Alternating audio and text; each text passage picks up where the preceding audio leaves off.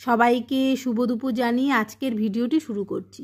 বন্ধুরা, আশা করি তোমরা সবাই খুব খুব খুব ভালো আছো। তো আমিও মোটামুটি ভালোই আছি। আর যা গরম পড়েছে, এই গরমের মধ্যে কি বলো তো, টকের ডাল খেতে তো আমরা সবাই ভালোবাসি। তো আজকে তোমাদের সেই আমের ডালই করলাম। তো ভাবলাম চলো সেই আমের ডালটাই বন্ধুদের সাথে আমি শেয়ার করি।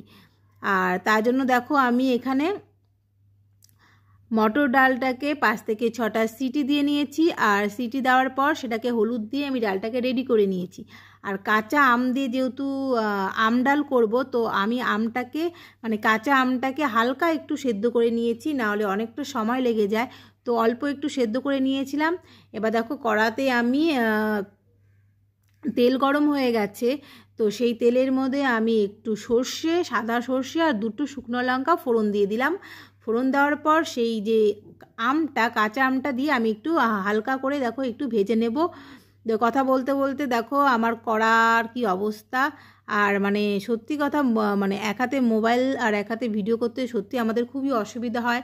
কিন্তু যেহেতু তোমাদের আমি এই টাইমে একটা রান্নার ভিডিও তোমাদের সাথে শেয়ার করি, তোমরা সবাই বাড়িতে কম বেশি সবাই টকের ডাল করো, আর এটা দেখানোর কিছু নেই। তো ভাবলাম চলো তোমাদের সাথে আজকে এটাই করতে করতে একটু গল্প করা যাক। অনেক দিন যেহেতু গল্প করা হয়নি, তো আমি দেখতে পেলে সেই আমটা একটু হালকা করে ভেজে নিয়েছিলাম। ভাজার পরে সেই যে ডালটা সেদ্ধ করে রেখেছিলাম, ডালটা দিয়ে দিলাম এর মধ্যে। আর পরিমাণ মতো আমি একটু নুন দিয়ে দিলাম। আর 2টো আমি এর মধ্যে কাঁচা লঙ্কা দিয়ে দিয়েছিলাম। আর সত্যি কথা, যা গরম পড়েছে, গরমের মধ্যে টক ডাল হলে আর কি, সরি, টক ডাল হলে তো আর কোনো কথাই নেই। খাওয়াটা সত্যি খুব ভালো হয়, তৃপ্তি সহকারে আমরা খেতে পারি। আর বিশেষ করে আম ডাল খেতে তো আমরা কম বেশি সবাই খুব ভালোবাসি।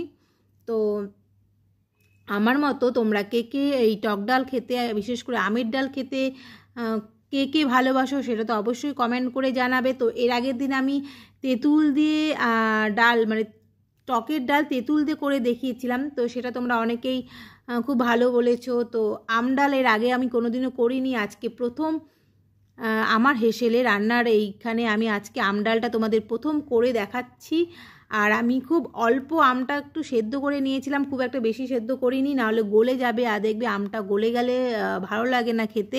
তো হালকা আমি সেদ্ধ করে নিয়েছিলাম। এবার দেখো ভালো করে ডালটা ফুটবে আর আমটাও একটু সেদ্ধ হবে। যত ফুটবে ডালটা তত টেস্ট হবে। দেখো মোটামুটি ভালোই ফুটে গেছে, দেখো ফুটছে। আর আমটা মোটামুটি যেহেতু অল্প সেদ্ধ করা ছিল, তো আমার বেশি টাইমও লাগবে না, খুব অল্প সময়ের মধ্যে আমার ডালটা হয়েও যাবে। আর গরম